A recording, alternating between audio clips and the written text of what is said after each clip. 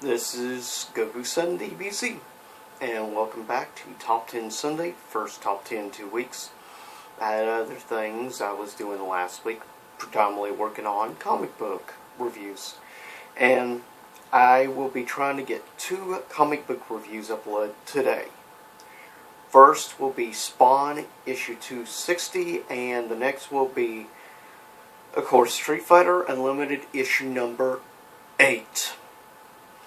With that said, today is the top 10 Star Trek movies in honor of Star Trek Beyond, which came out, of course, this past Friday. And personally, I saw it yesterday morning. Great film. With that said, here it is. Today I will do honorable and dishonorable mention first. Only one honorable mention, Star Trek film-wise. Keep in mind, these are my own personal picks, movie-wise. The only honorable mention is Star Trek Nemesis. Now, some people, a decent amount, didn't like Nemesis. I personally didn't mind it. I thought it was an okay film. Next, 2 dishonorable mentions. Now, keep in mind, as I said, this is my own personal view on Star Trek films, so with that said. The first of the 2 dishonorable mentions is Star Trek The Motion Picture. I'm sorry, but I found it a super boring film. Completely. The very beginning was okay, but I found myself, I watched a movie maybe 3 times in my life, and I've nearly fallen asleep every time I've watched that film. It's the only Star Trek film I can honestly say I was completely bored with. There was no getting involved, and I appreciate good science fiction and good scientific explanations for stuff. Perfect example, I enjoyed Interstellar. I loved The Martian as examples that I do like scientific style of things. It doesn't need to be mindless action. With that said, the next dishonorable mention is Star Trek V, The Final Frontier. To me, hands down, this is the worst of all the Star Trek films. Just though Star Trek The Motion Picture is pretty close to The Final Frontier, but I can't stand either. One is boring, and one I can't put into words. I just could not get entertained. I've watched that movie once ever, and once was enough for me. Of these films, I will mention about how many times, if I can remember, I've seen the film. Nemesis I've seen 3 times. Coming in at number 10 is Star Trek VI, The Undiscovered Country. Now, a lot of people may have this in their top 3 favorite Star Trek films, but for me personally, I was not the biggest fan of the original Star Trek films. Though I love to death, and no pun intended actually, but I loved Leonard Nimoy. Spock, Leonard Nimoy was hands down the best part of the original Star Trek films. I'm sorry, people out there, but I'm not a fan of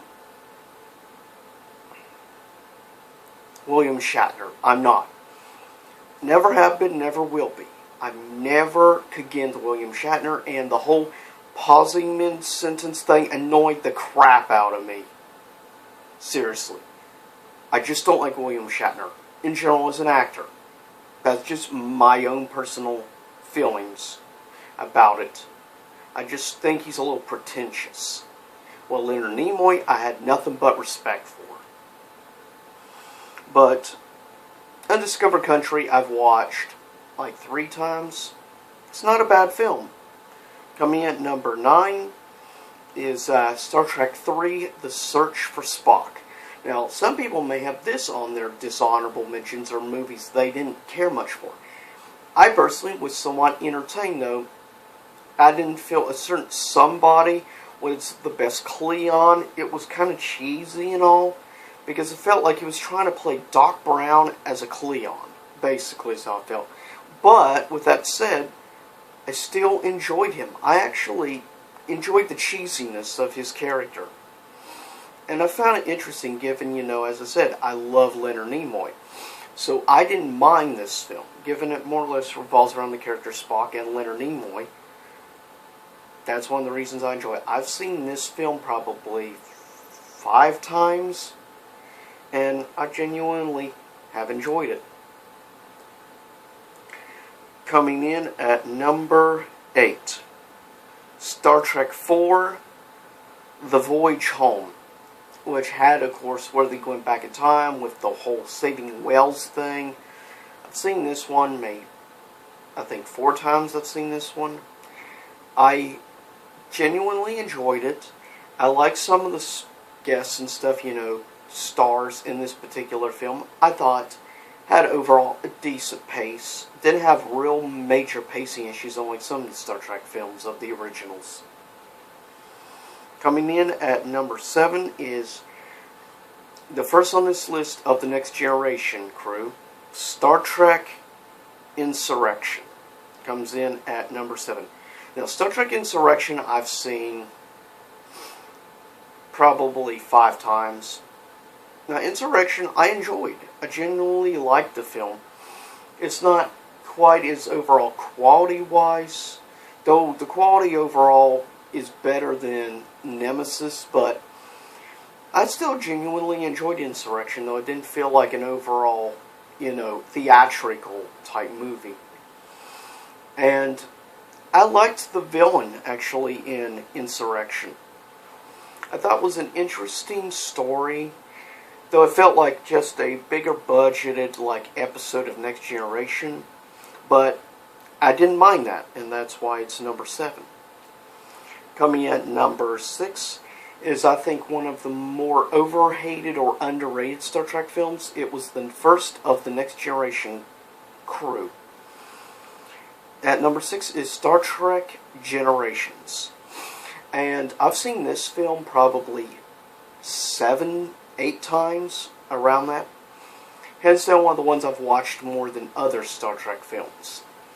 At 7 or around 8 times. And I loved Whoopi Goldberg's performance in the film. Her character, which had been in the Next Generation TV series. But I'm 50-50 with the Next Generation show. I actually do like it. I just don't like it as much as other people, keep in mind. But I still think Captain Picard is hands down the best Enterprise captain we've had, period, in the franchise. But keep in mind, that's just me, as I said. And also I'm kind of biased because I absolutely love Patrick Stewart. He's just awesome. Coming in at number 5 is the highest of the original Star Trek films. Star Trek The Wrath of Khan. And trust me when I know, most people would probably have Wrath of Khan at number 2 or number 1 on their list. For me, it's number 5. I enjoyed Wrath of Khan, hands down my favorite of the original films. And I like the performance of Khan. I do have some issues here and there with the film. But with that said, in general, it was a really well done film. I've seen Wrath of Khan probably 7 times. But I liked it. And yes, coming in at number 4, which I've seen 1 time so far. And yeah, it's already number 4. That's how much I love the film. And I plan on seeing it a second time next weekend. Coming in at number 4 is Star Trek Beyond. Loved this film. My word, it's just incredible. The special effects was completely top-notch. The overall acting job was well done. I didn't feel like there was any meld-in performances in the film. The music was great. And I will admit, I really enjoyed the Beastie Boys song. Spoiler alert, but it is actually in the film towards the end, though. And I know some people are going to have issues with this film because early on in the movie that the USS Enterprise is destroyed. But there's a reason for that, and it does help with the story arc of this film. And it is probably the most true to the original Star Trek exploration-wise of the reboot films thus far, hands down. Definitely, I think more old-school Trekkie fans are going to appreciate this film more than the other two of the reboot franchise. But I loved the storytelling was amazing. The acting performances were great. As I said, the music is good. The special effects are good. I really don't have any complaints about this film at all. And it may eventually be in my top 3 favorite Star Trek films of all time. It really may. After watching a couple more times, I'll be able to get a more overall feel on the film. But as of right now, Star Trek Beyond is number 4. Coming at number 3 is the 2009 Star Trek reboot, as they call it. With, of course, you had these major villains, of course, which are well-known characters in the franchise of a race. I mean, we've had so many infamous races now in the Star Trek universe. The Borg, the Klingons, the Kardashians, and no, not that family. Not Kardashians, yeah. And, of course, the Romulans. Anywho, great film, and I really like Chris Pine's take on Captain Kirk. I genuinely prefer Chris Pine as Kirk over William Shatner as Kirk. Because at least Chris Pine does not pause mid-sentence. And overall, I think acting shop-wise, Chris Pine is a better actor than Shatner. And I know I'm going to get dislikes from the old school Trekkies. You don't know what you're talking about. You're completely nuts. This is my viewpoint. If you got a problem with that, then you can go to another YouTube video. I don't care. This is my own personal view on it. I'm not a fan of William Shatner, nor will I ever be a fan of William Shatner. Especially given how big a jerk he was to the Roddenberry family.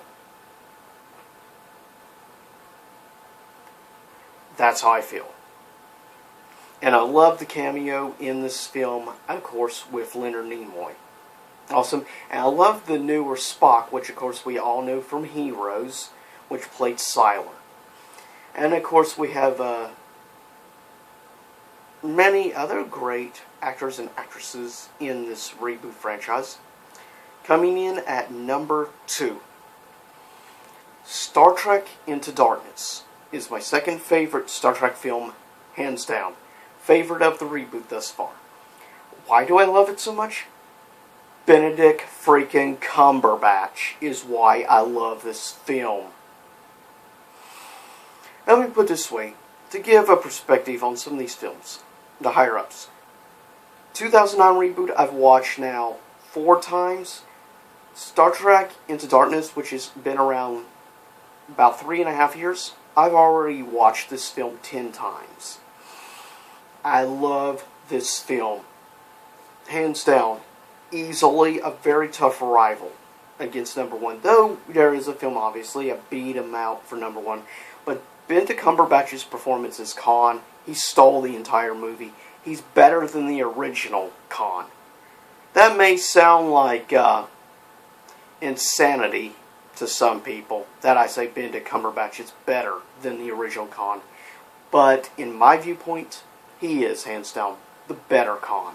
And they even kept Khan alive at the end of Into Darkness. So, with that said, we might possibly see Khan reappear in a future movie in this reboot or reimagining of the Star Trek franchise, which actually is a really great and cool idea. Coming in number 1, with the Next Generation crew, Star Trek First Contact, which is when, of course, which revolves around the battle with the Borg. They travel back in time to Earth, and the Borg want to stop the humans from doing their first official successful tests with a spaceship to reach warp speed, which, of course, would bring the Vulcans to Earth, and would end up joining forces, of course, and would help create the Federation. And I love that whole concept and everything. I love the actress who plays the Queen of the Borg.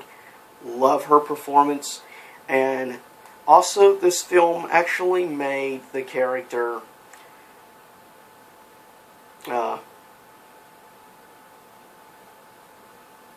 Data actually more interesting. But in general, this is easily my favorite Star Trek film, and it's the one I have seen the most of all Star Trek films over the years. I have seen this film 15 times. So if that tells you how much I like this film, it should. And yeah, I genuinely really enjoyed this. But as always, this is Goku-san DBZ. Peace out. Hopefully, I wish someday we would and gather together for space program and explore space. Make Star Trek a reality. And with that said, I will see you next time for my 2 comic book reviews for Spawn 260 and Street Fighter Unlimited number 8. And remember, same YouTube time, same YouTube channel. Follow me at twitter.com/GokuSunDBZ, as well as Google+, and of course now also on Tumblr, which I will be starting to do blogs soon on Tumblr. So you can stay tuned for that and for some future information on stuff which I will be putting on blogs on Tumblr. So, to keep you up to date with some movie news and things. So, see you next time here in YouTube Land soon enough. Same YouTube time, same YouTube channel.